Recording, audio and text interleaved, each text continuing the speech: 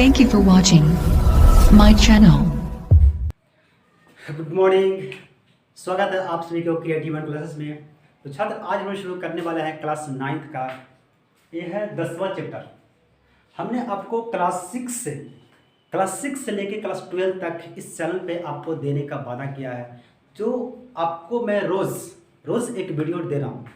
आपको मैं 6 से लेकर 12 तक साइंस एंड मैथ मैं आपको दूंगा, है ना। तो आप बच्चों, आप डेडिकेशन के साथ बैठें और पढ़ें और शेयर करें, ताकि यार हमारे देश में शिक्षा की व्यवस्था सबसे गिरा हुआ है। कभी अगर आप स्टूडेंट हो, आपके पास फ़ोन है, तो आप कभी सर्च करना। जैसे हो गया हमारे देश से कोई दूसरे जैसे देश, चीन हो गया, नेपाल हो गया, नेपाल तो नहीं, ये बहुत है ना, अमेरिका हो गया, थाईलैंड हो गया, ये सब जो बहुत बड़े बड़े जो देश हैं, इनके पास क्या है? इनके पास सिर्फ और सिर्फ शिक्षा है, इसके अलावा कुछ नहीं है। तो अगर अपना देश, अपना समाज और अपने खुद को अगर आगे बढ़ाना है, तो आपको शिक्षा ग्रहण करना बहुत जरूरी है। तब आप अपनी समाज को, अपने देश को आगे बढ़ा सकते हो। तो मैं इसी के लिए आपको इस चैनल पे, यानी यूट्यूब पे, आपको आज तक यूट्यूब पे किसी ने 6 से लेकर 12 तक नहीं दिया है, लेकिन मैं आपको एक क्रांतिकारी मैं शुरू किया हूँ। आपको बिल्कुल बेसिक से जितना आपको बुक में नहीं है, NCERT बुक, या आप बिहार बोर्ड, या तो आप क्या बोलते हैं भारतीय भवन, ये सब में आप जो पढ़ते हैं उतना नहीं है बुक में, जो कि मैं आपको सर्च करके, गूगल से सर्च करके मैं आपको दे रहा हूँ। तो आप पढ़ें और वीडियो को शेयर करें और लोगों को बताएं। ओके, आज हम लोग शुरू करने वाले हैं गुरुत्वाकर्षण बल के लिए। ग्रेविटेशनल फोर्स ये क्या होता है? देखो, ग्रेविटेशनल फोर्स एक ज़्यादा कुछ है नहीं, ठीक है ना। ये होती है हमारी पृथ्वी के पास होती है। जैसे हम लोग के पास क्या होती है, जैसे आपने देखा होगा क्रिकेट आप खेलते होंगे, या कुछ भी, अगर आप अपनी डेली लाइफ में क्या करते होंगे ना, कि चलो कोई चीज़ हमने पत्थर ऊपर फेंका, ठीक है। जो पत्थर ऊपर फेंकते हैं तो वो नीचे आता है, वो ऊपर क्यों नहीं जाता है? होता कि नहीं होता? जैसे एक हम लोग कह सकते हैं, सोच सकते हैं कि भाई वो पत्थर हमने फेंका, या तो हम क्रिकेट जो खेलते हैं वो बॉल मारते हैं, स्ट्राइक करते हैं वो बॉल को, वो ऊपर क्यों नहीं जाता है, वो नीचे क्यों आता है कि नहीं? यहाँ पे एक महत्वपूर्ण बात है। तो इसको सोचने के लिए देखो, ये बात पहले भी बहुत जो वैज्ञानिक थे उनको भी दिमाग घुमा दिया था, क्योंकि फिजिक्स से, यार ये चीज़ फिजिक्स है और ये लोगों को दिमाग घुमा दिया था। लेकिन एक व्यक्ति था न्यूटन, आइजैक न्यूटन साहब की, उनको भी दिमाग घुमा दिया था। लेकिन उन्होंने सोचा है ना कि ये चीज़ है क्या, ठीक है। तो जब भी कोई भी चीज़ जब हम लोग ऊपर फेंकते हैं, या तो हम लोग कभी भी, जो पृथ्वी है वो हमेशा किसी चीज़ को वो अपनी ओर खींच लेता है, उससे हम लोग कहते हैं गुरुत्वाकर्षण बल, ठीक है। क्या कहते हैं? गुरुत्वाकर्षण बल। हर पिंड के पास, हर वस्तु के पास गुरुत्वाकर्षण बल है। जैसे मेरे पास चेयर है ना, मेरे पास बोर्ड है, दीवार है, ये जितना आपके पास बॉल होगा, कॉपी होगा, कलम, जो भी चीज़ है, हर वस्तु के पास अपनी गुरुत्वाकर्षण बल होती है। लेकिन डिपेंड करता है उसके द्रव्यमान पे, उसकी मास पे डिपेंड करता है, वो कितना भारी है। जैसे आप देखे होंगे, एक क्या होता है, मैग्नेट, है कि नहीं? मैग्नेट है, चलो कोई, इसका भी एक अपना अपना गुण होती है। जैसे हम लोग देखते हैं चुंबक बचपन में खेले होंगे, एक स्पीकर, एक मोबाइल आता है, बहुत चीज़ें आती है, आप उसमें देखे होंगे। जो मैग्नेट होती है, चुंबक होती है, अगर छोटा चुंबक है तो किसी वस्तु को बहुत कम खींचेगा, लेकिन अगर बड़ा चुंबक है तो वो वस्तु को बहुत ज़्यादा खींचेगा। तो ये डिपेंड करता है उस पर कि उसकी मास, उसकी द्रव्यमान कितना है। गुरुत्वाकर्षण पर डिपेंड करता है किस पे? तो उसकी भारी, यानी वो उसके पास द्रव्यमान कितना है, अब वो मास कितना है, ठीक है। तो सबसे पहले क्या हुआ था कि देखो, ऐसे बहुत लोगों के पास ये देखा था कि, है ना, अभी भी जैसे हम लोग के पास भी देखते रहते हैं कि पेड़ पौधे हैं, तो पेड़ पौधे से फल गिरते हैं या और भी कुछ गिरते हैं। तो एक थे आइजैक न्यूटन साहब, आइजैक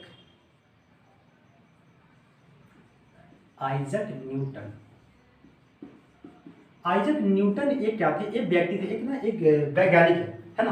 तो ये वैज्ञानिक थे, ये बैठे हुए थे पेड़ के पास। जब ये पेड़ के पास बैठे हुए थे, तो इससे पहले भी लोगों ने आम को, सेब को, है ना, या किसी भी चीज़ को, किसी वस्तु को गिरते हुए देखा था। लेकिन हर व्यक्ति के माइंड में ये चीज़ नहीं आया, वो नहीं सोच पाया कि यार ये नीचे आया क्यों, ऊपर क्यों नहीं गया, ये पृथ्वी पर ही क्यों आया। लेकिन जब आइजैक न्यूटन बोला जाता है कि आइजैक न्यूटन साहब थे, वो सेब के पेड़ के नीचे बैठे हुए थे, तो सेब एक गिर के उनके ऊपर गिर गया। जब उनके ऊपर गिरा तब उन्होंने सोचा कि भाई ये ऐसा हुआ क्यों? एक जो सेब गिरा ये तो ऊपर ही जा सकता था कि नहीं, क्योंकि ऊपर में कुछ नहीं है, खाली है, तो ये नीचे ही क्यों आया? इन्होंने सोचा, है ना।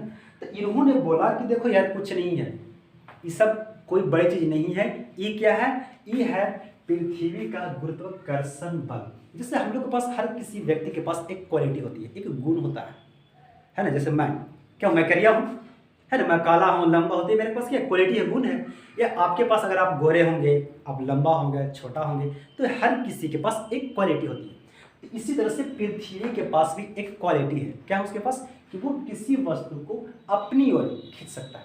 इससे न्यूटन साहब ने बोला कि वो क्या है? गुरुत्वाकर्षण बल। ओके, अब यहाँ पे डिपेंड करता है कि वो किस पे डिपेंड करता है? कि वो द्रव्यमान पे डिपेंड करता है कि वो कितनी भारी है, कितनी बड़ा है। ठीक है, गुरुत्वाकर्षण बल देख लिया हमने। अब यहां से देखते हैं गुरुत्वाकर्षण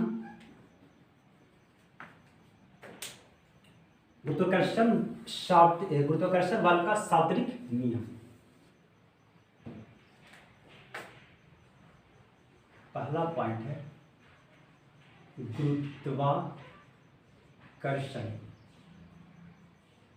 गुरुत्वाकर्षण का शाब्दिक नियम, यानी यूनिवर्सल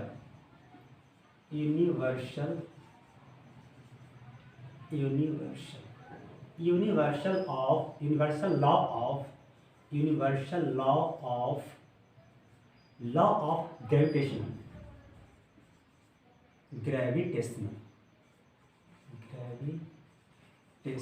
है ना। यूनिवर्सल लॉ ऑफ ग्रेविटेशन, गुरुत्वाकर्षण बल का शाब्दिक नियम। शाब्दिक कह सकते हैं उसे, सार्वभौम भी कह सकते हैं। सार्वभौम मतलब होता है कि हर जगह समान।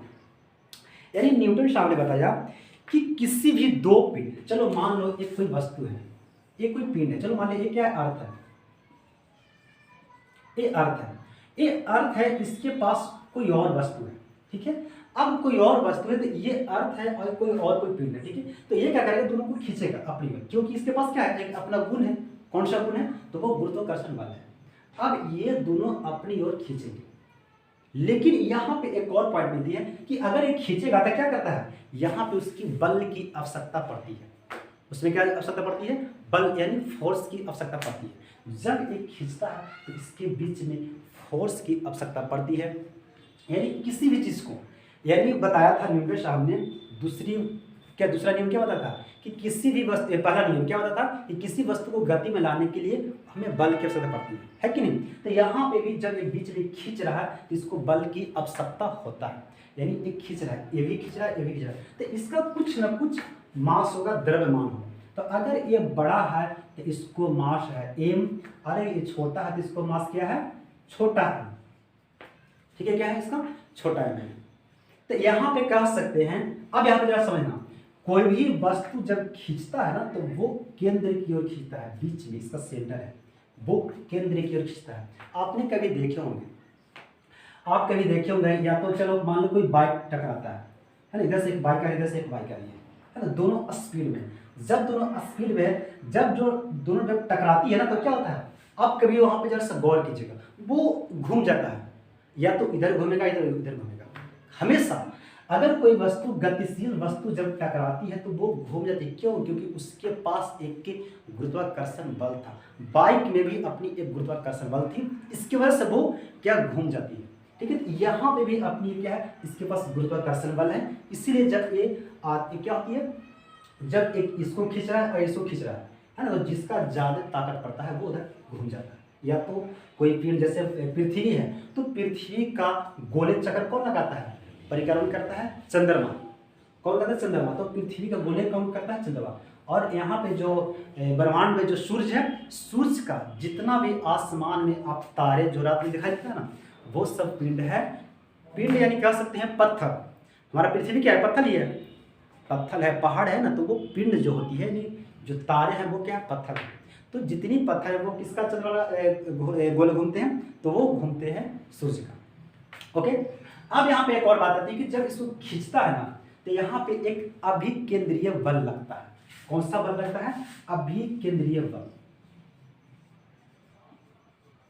अभिकेंद्रीय बल लगता है यहाँ पे।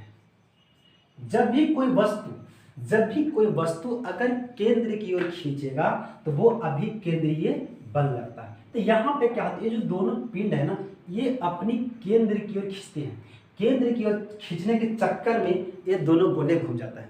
जैसे आप कभी देखोगे देहात में, अब तो भाई बहुत कम होता है, हमने के जमाने में होता था, है ना, पहले दमाही होता था बैल से या भैंस से। क्या किया जाता था देहात में कि बीच में खूंटा गाड़ देता था, एक बांस है ना, बम्बू गाड़ देता था, वहाँ पे रस्सी से लगा के, है ना, 2-4 बैलों के बांध देता था।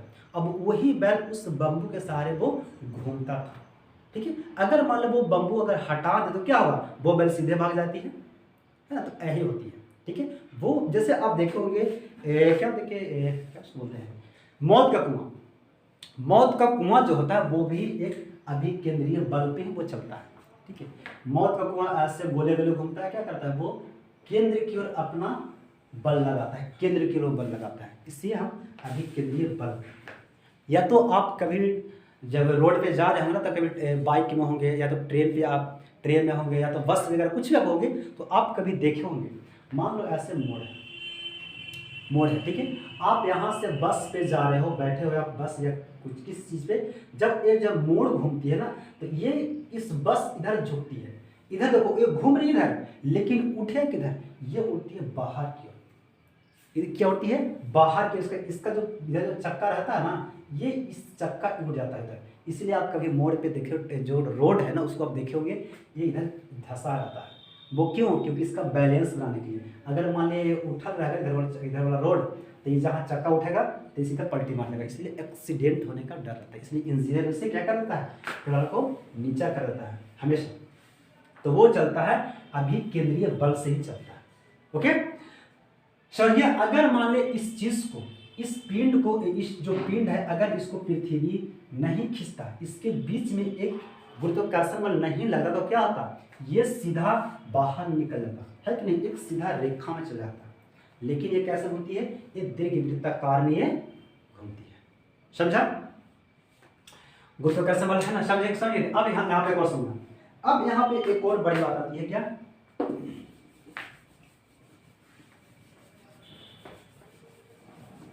दो पिंड है, एक क्या है, एक ए पिंड है, एक ए है अर्थ। चलो अर्थ नहीं, कुछ और लेते हैं ना, चलो एक कुछ और है, अर्थ नहीं है, कुछ और है, एक पिंड है और एक पिंड है। ये है, ये बड़ा है इसलिए इसका मास में रखा बड़ा है, ये छोटा है तो इसका मास क्या है, छोटा है। ठीक है, तो यहाँ पे एक नियम बताता है कि बल किसी दो पिंड के बीच का जो आकर्षण बल लगता है, आकर्षण बल किसी दो पिंड के बीच का द्रव्यमान का गुणनफल होता है। क्या होता है, बल, समझना बात को, पहले लिखना इस चीज को, बल, आकर्षण बल किसी दो पिंड के बीच के द्रव्यमान का गुणनफल का समानुपाती होती है। मैं क्या बोला कि बल जो है यानी फोर्स, क्योंकि इसका बीच में फोर्स लग रहा है ना, फोर्स लग रहा है, तो फोर्स लग रहा है, यानी बल किसी दो पिंडों के बीच का द्रव्यमान का गुणनफल का समानुपाती होती है। क्या होती है, समानुपाती को बराबर लिख सकते हैं, ये समानुपाती ऐसे होती है, ठीक है, ऐसे, यानी दो पिंडों के बीच का द्रव्यमान का गुणनफल है कि नहीं, गुणनफल, तथा यहाँ पे है ना, दो यानी आकर्षण बल किसी दो पिंड के बीच के द्रव्यमान का गुणनफल का समानुपाती होती है, तथा उसके बीच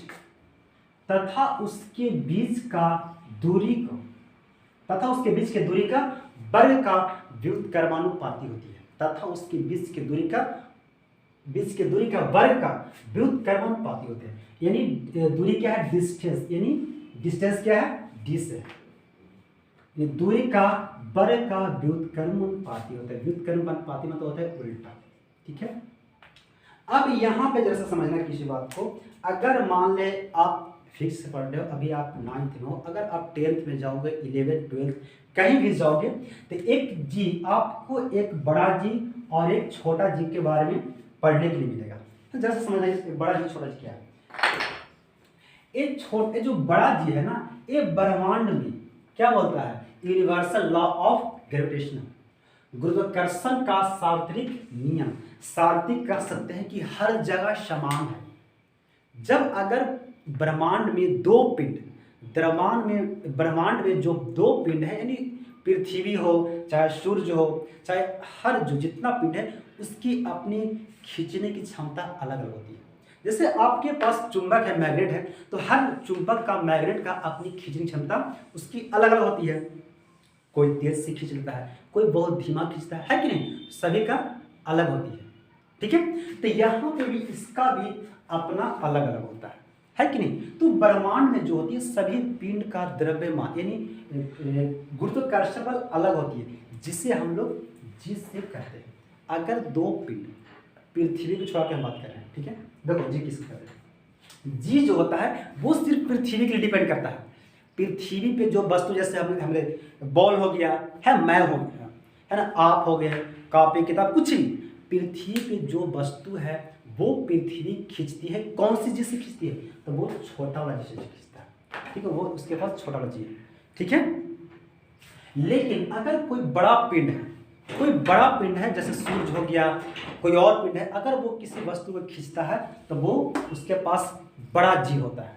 समझा डिफरेंट, ये मैं आपको आगे मैं बताने वाला हूँ। ओके, अब यहाँ पे देखो, यहाँ पे क्या आती है जी, यानी एफ इक्वल टू बड़ा जी है ना, एम मल्टीपल एम बटा डी स्क्वायर। ठीक है, ये होती है, ये इसका फॉर्मूला निकलता है। यानी कोई दो किसी वस्तु द्वारा आकर्षण बल किसी दो पिंडों के बीच द्रव्यमान का गुणनफल का समानुपाती होता है तथा उसके बीच के दूरी का वर्ग का व्युत्क्रमानुपाती होता है। समझ गया, इसका यह फॉर्मूला निकलता है। यह हमेशा जी रहेगा, हमेशा पूरे ब्रह्मांड में आप पूरे यूनिवर्स में चल जाओ, वो हमेशा जी बड़ा होता है। जी क्या होता है, बराबर होता है। जी का मान क्या होता है, आपको पता है क्या, जी का मान 6.67 इंटू 10⁻⁹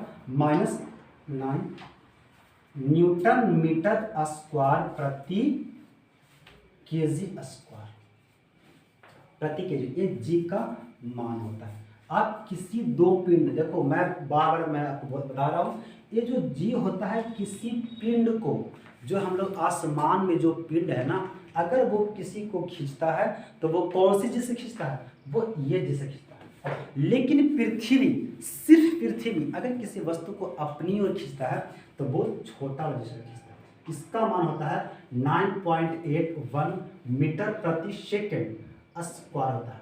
इसका ये मान होता है, इसका ये मान होता है। ठीक है, ये ब्रह्मांड के लिए है, ये सिर्फ पृथ्वी के लिए है, इसमें कंफ्यूज होने वाली बात नहीं। ठीक है,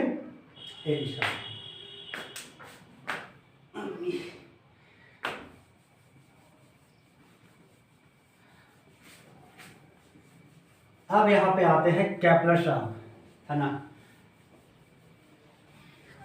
जरा सा केपलर साहब ने क्या बताया था गुरुत्वाकर्षण बल के बारे में, देखो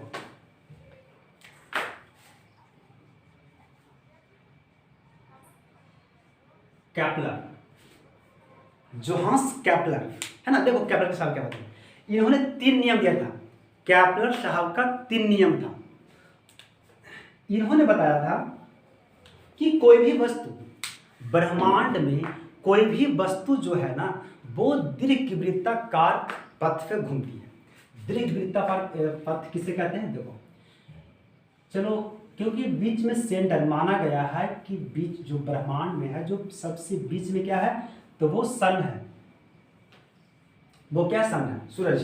ठीक है, अब वो सूरज का कोई भी पिंड जो है वो सूरज का ही गोले चक्कर घूमती है। कैसे, दीर्घवृत्ताकार पथ पे घूमती है, ऐसे घूमती है, ऐसे घूमती है।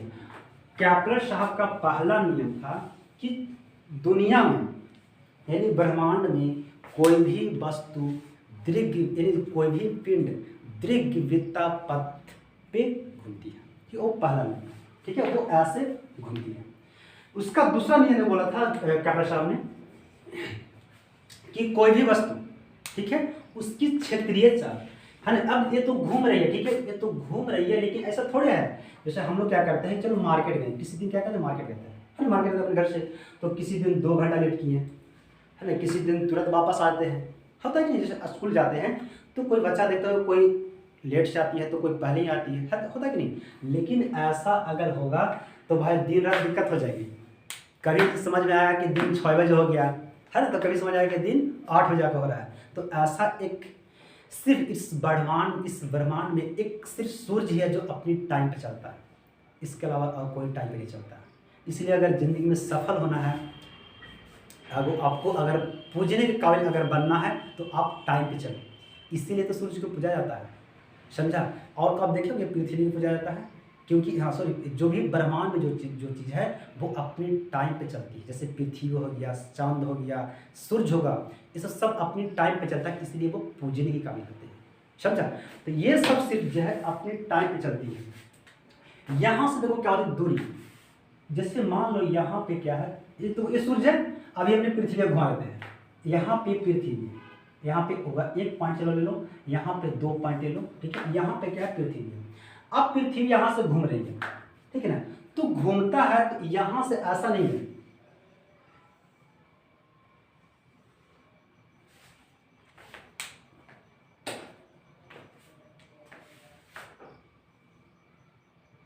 देखो अब आपको इस तरह से पता चल रहा है कि ये जो क्षेत्रफल और ये क्षेत्रफल, मैंने क्या बोला, दूसरा नियम क्या बोला कैमरे सामने, कि किसी भी पिंड, कोई भी वस्तु जो होती है उसकी क्षेत्रीय चाल समान होती है, चाहे तो यहाँ पे हो चाहे तो वो यहाँ पे हो, वो हमेशा समान रहेगी, ठीक है।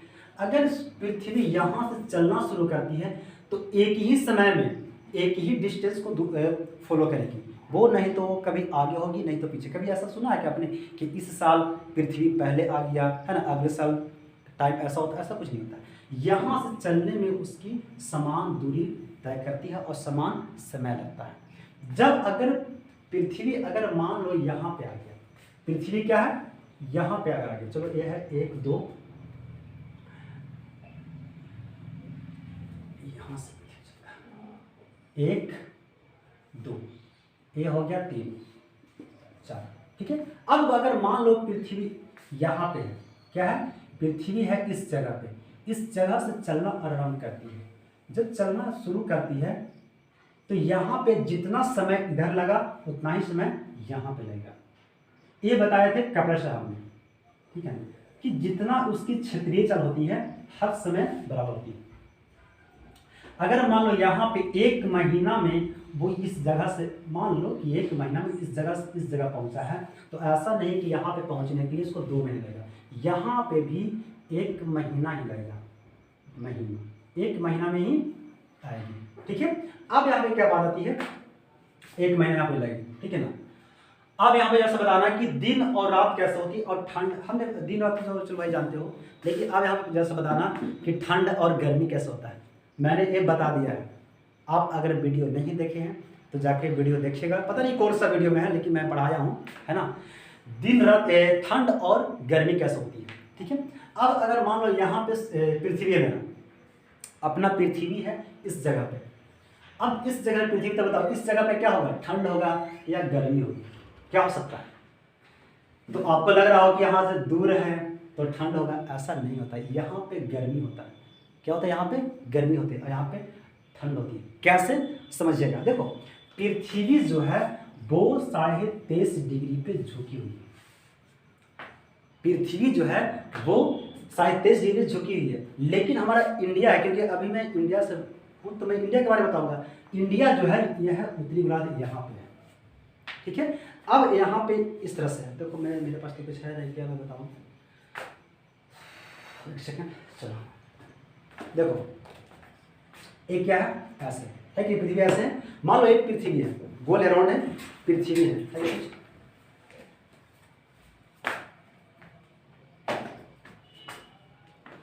देखो अराउंड है ना, चलो मान लो पृथ्वी है, ठीक है, ऐसे है पृथ्वी, ये ऐसे है ना, तो ये क्या ऐसे झुकी हुई है, झुकी हुई है। तो यहाँ पे क्या है, इंडिया, आपको दिखाई दे रहा है क्या, है ना, यहाँ पे इंडिया है। अगर यहाँ पे इंडिया ऐसे घूमेगा, ये तो इस तरह से अगर ये घूमेगा तो चलो यहाँ पे तो क्या है, सूर्य की जो किरणें है यहाँ पे डायरेक्ट आती है पृथ्वी पे, पृथ्वी पे सूर्य की किरणें डायरेक्ट आती है, इसलिए यहाँ पे गर्मी होता है। लेकिन ऐसे घूम रहा है ये क्या ऐसे घूम रही है, घूमते ऐसे है ना, पृथ्वी ऐसे घूम रही है घूम रही है घूम रही है। अब देखो यहाँ पे आ गया, जब यहाँ पे आती है तो सूर्य की जो किरणें होती है वो डायरेक्ट पृथ्वी पे नहीं आती, देखो डायरेक्ट पृथ्वी पे नहीं आती, यहाँ पे सीधा था, इसलिए सूर्य की किरणें डायरेक्ट इस पे आ रही थी, इसलिए यहाँ पे गर्मी होती है। लेकिन जैसे ही सूर्य यहाँ पे आता है तो डायरेक्ट किरणें नहीं आती है सूर्य की पृथ्वी पे, इसलिए यहाँ पे ठंड होती है। समझा? ये नहीं कि दूर था तो दूर की वजह से ठंड है, नजदीक है तो नजदीक की वजह से गर्मी, ऐसा कुछ नहीं होता। समझ गया? अब मौसम कैसे, जैसे ही अब यहाँ पे गर्मी आना शुरू हो जाती है तो बरसात फिर आएगी। ओके, ये तो टॉपिक नहीं था। चलेंगे अब देखो तीसरा इसका क्या रोल बताता है, तीसरा नियम बताता है कैपलर वार। कैपलर साहब जो है तो तीसरा नियम बताते हैं ना कि दो पिंड अगर यहाँ पे बताता है कि अगर मुझे कोई बता देगा इसकी बीच की दूरी कितना है तो मैं बता दूंगा कि ये कितना दिन में घूमेगा। एक कैपलर का है ना, क्या उसे कह सकते हैं, मतलब उसका चुनौती था। उन्हें बोला कि अगर मुझे कोई बता देगा कि सूर्य और किसी दूसरे पिंड का कितना डिस्टेंस है तो मैं बता दूंगा कि वो कितने दूर दिन में वो उस सूर्य को घूम जाएगा। उन्होंने तीसरा नियम दिया था कि सूर्य और किसी दूसरे पिंड की के बीच की औसत दूरी को, समझना बात को, इसे लिखना, सूर्य और किसी दूसरे पिंड के बीच की औसत दूरी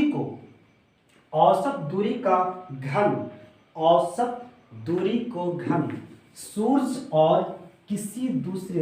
और किसी पिंड के बीच की औसत दूरी का घन तथा उस पिंड के द्वारा परिक्रमण काल का समानुपाती होता है।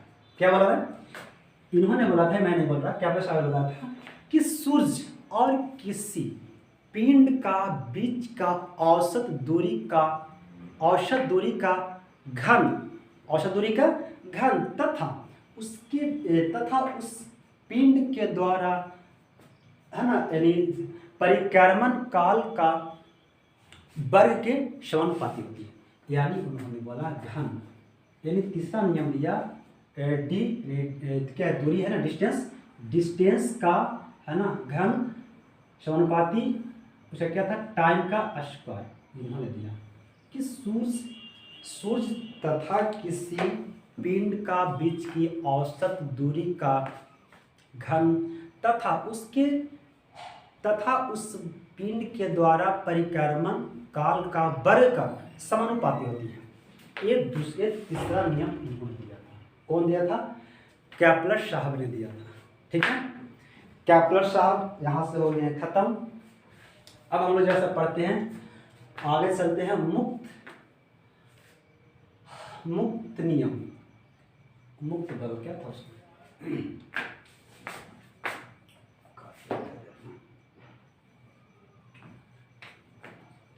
हो गया?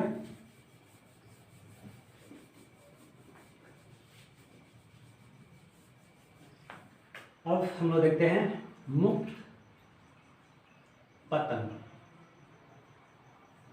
Free fall. एक क्या फ्री फॉल क्या है? आप देखिए में लग रहा है फ्री फॉल, क्या बोलते हैं, फ्री फायर। यानी कह सकते हैं इसको कि अगर कोई वस्तु ऊपरी से, यानी ऊपर से अगर पृथ्वी पे गिर रही है तो वो हवा से संपर्क में, उसे कोई टच नहीं, उसे कोई प्रॉब्लम नहीं, वो आराम से रहती है। यानी कह सकते हैं कि कोई भी वस्तु ऊपरी से, यानी ऊंचाई से अगर गिरती है तो उसमें कोई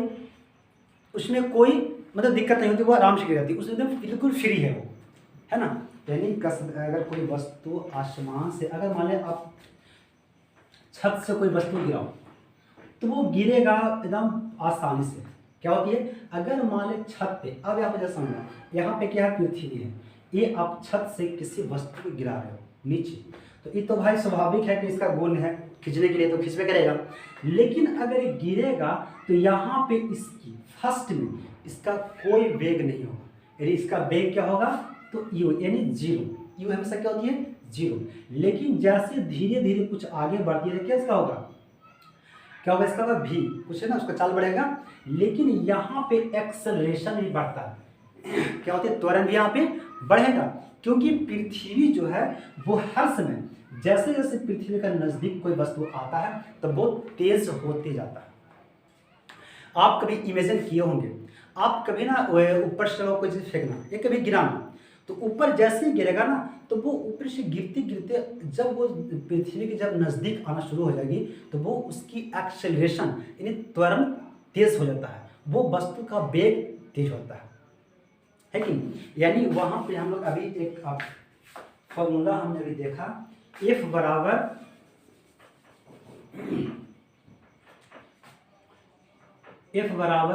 जी एम इंटू एम बटा डी स्क्वायर। ये देखा ना, ये क्या है कि किसी भी वस्तु को है ना, यानी अगर दो पिंड को बीच की डिस्टेंस है ना, इसके फोर्स लगा दो पिंड के बीच। लेकिन अब हम देखते हैं कि F बराबर हमने जानते हैं क्या, तो फोर्स बराबर क्या होता है, एम जी। एम क्या होता है, फोर्स बराबर एम ए बराबर जी एम एम बटा डी स्क्वायर। अब यहां समझिएगा, देखो ए क्या है, जी सॉरी ए है, तो ए है, ये पृथ्वी किसको खींच रहा है, वस्तु को। तो जब पृथ्वी खींच रहा है, पृथ्वी क्या आपके पास है, पृथ्वी के पास है अपनी गुरुत्वाकर्षण बल है, ठीक है।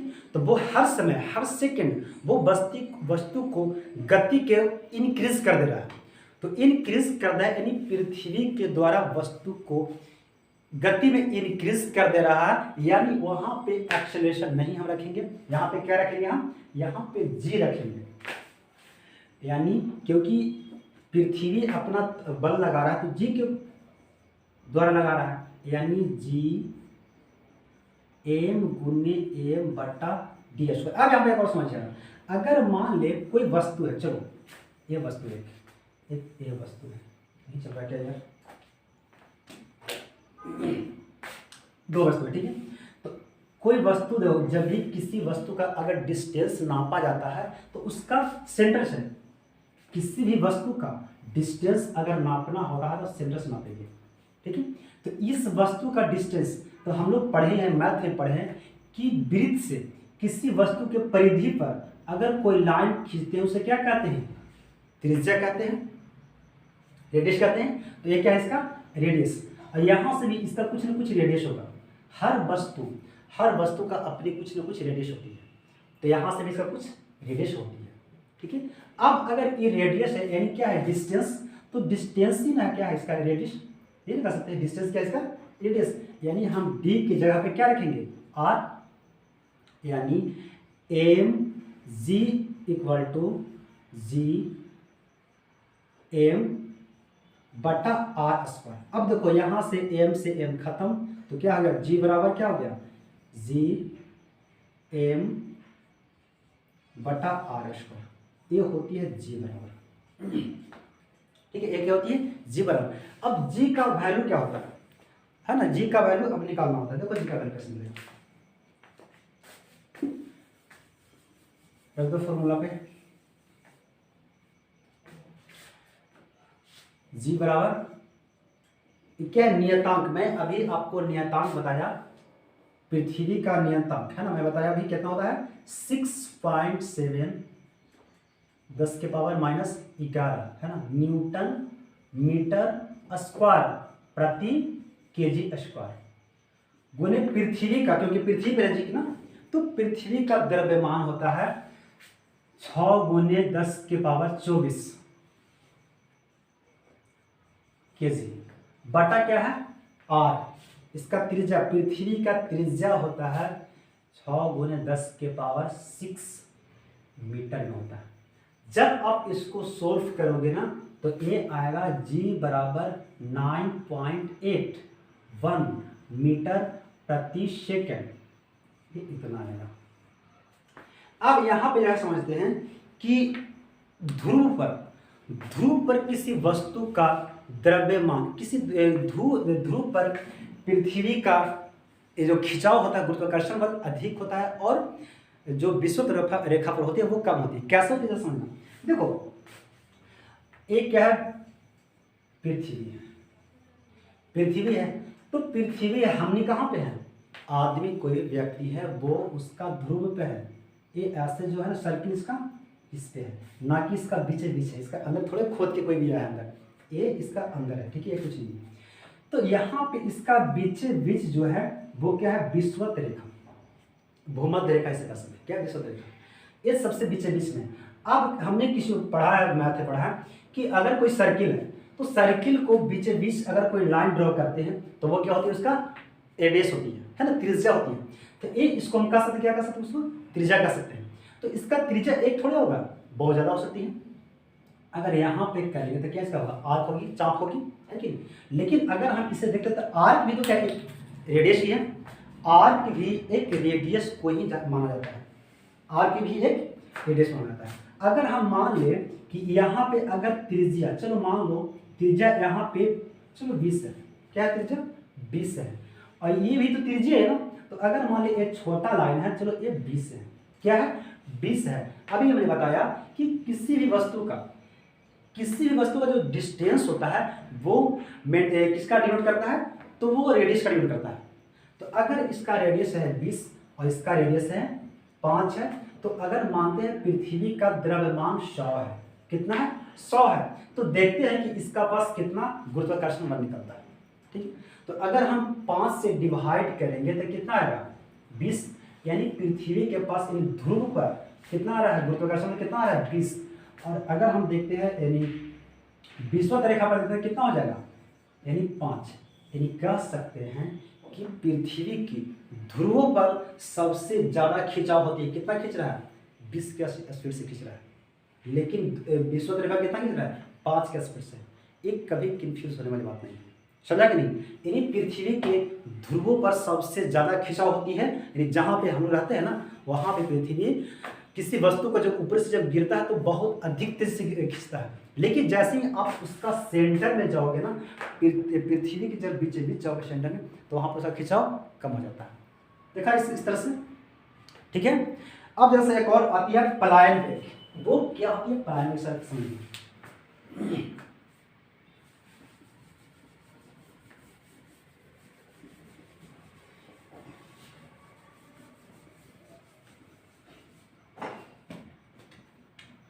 ये है पृथ्वी, आपका ये है ना, अपना क्या है अर्थ है, ये पृथ्वी है। पृथ्वी का जो गुरुत्वाकर्षण बल, ये सिर्फ पृथ्वी का, मैं जो निकाला 9.8, ये सिर्फ पृथ्वी का है। जितना ब्रह्मांड में, जितना आप आकाश में चंद्रमा देख रहे हैं, तारे देख रहे हैं, उसका अपनी अपनी खींचने की ताकत अलग है, सभी का अलग अलग है। ये सिर्फ है पृथ्वी का, ठीक है। तो ये क्या पृथ्वी का खींचने की ताकत है, लेकिन यहाँ पे एक होती है पलायन वेग होती है, पलायन वेग। देखो पलायन वेग क्या होती है, पलायन वेग का मान होता है 11.2 मीटर प्रति सेकंड स्क्वायर, ये होती है मीटर प्रति सेकंड होते हैं। यानी कह सकते हैं कि पृथ्वी किसी भी वस्तु को अगर पृथ्वी से अगर बाहर आपको जाना है, पृथ्वी तो खींचता कितना खींचता है 9.8 मीटर प्रति सेकंड के आसपास खींचता है, लेकिन अगर पृथ्वी से किसी भी वस्तु से, पृथ्वी से अगर आपको बाहर जाना है तो आपको 11.2 किलोमीटर प्रति सेकंड, यानी 1 सेकंड में आपको 11 किलोमीटर, यानी 11 की स्पीड से, 11 किलोमीटर प्रति सेकंड की स्पीड से आपको निकलना पड़ेगा। आप देखोगे बाइक, यानी 1 सेकंड में आपको कितना 11 किलोमीटर, नहीं सॉरी 11 किलोमीटर, 11 किलोमीटर प्रति सेकंड होता है, 11 किलोमीटर प्रति सेकंड होता है, यानी आपको 1 सेकंड में 11 किलोमीटर आपको चलना होगा। यानी एक समझो, 1 सेकंड में अगर कोई 11 किलोमीटर जाएगा तो कितनी स्पीड रहेगा। अगर आप इतनी स्पीड से अगर आप चलते हो तब आप पृथ्वी से बाहर चले जाओ, है ना, ये इसका गुण खत्म हो जाता है। लेकिन अगर आपको पृथ्वी पे आना है तो उस वस्तु को भी 11.2 मीटर प्रति सेकंड का स्पीड होना चाहिए, तब वो पृथ्वी पे आएगा, नहीं तो पृथ्वी उसको आने नहीं देगा। ऐसे देखो आसमान में अगर कोई वस्तु लटका हुआ है तो ऐसे थोड़े आता है पृथ्वी पर आती है, वो नहीं आता है। क्यों नहीं आता है? क्योंकि उसको स्पीड होना चाहिए 11.2 का होना चाहिए, तब वो जाके पृथ्वी पे आएगा, नहीं तो वो नहीं आ जाएगा। पृथ्वी में ये खासियत, इसीलिए तो पृथ्वी पे यार जीव है ना। तो ऐसा है कोई, ऐसा ब्रह्मांड में कोई पिंड नहीं है जिसमें जीव संभव है। चंद्रमा भी है, चंद्रमा पे ऑक्सीजन नहीं है, वहाँ पे ऑक्सीजन ले जाना पड़ता है ना। मार्स भी है, मंगल है, वहाँ पे भी ऑक्सीजन है ही नहीं, सिर्फ और सिर्फ पृथ्वी है, वहीं पे जीवन संभव है। यानी अगर आपको ज़िंदगी जीना है तो सिर्फ पृथ्वी पे। इसलिए आप पृथ्वी को स्वच्छ बनाओ, है ना, अपनी आसपास के एरिया को स्वच्छ बनाओ, पेड़ पौधे लगाओ। आप एक स्टूडेंट हो, आप साइंस भी पढ़े हो, आप फिजिक्स भी पढ़े हो, है कि नहीं? तो ऐसा कोई नहीं है कि सूर्य भगवान है ना, ऐसा कोई नहीं है कि पृथ्वी कोई भगवान है। ये हमारी रक्षा करने वाला खुद रक्षा करता है, इससे किसी को ज़रूरत नहीं है। सॉरी, तो आप इसे, है ना, रक्षा करो, खुद रक्षा करो और अपने आसपास के वस्तुओं को साफ करो, है ना, पेड़ पौधे लगाओ ताकि हमारा पृथ्वी स्वच्छ रहे, हम आप स्वच्छ रहे। सो थैंक यू, आज के time. So thank you for watching this video. अब हम मिलते हैं अगले वीडियो में। ओके।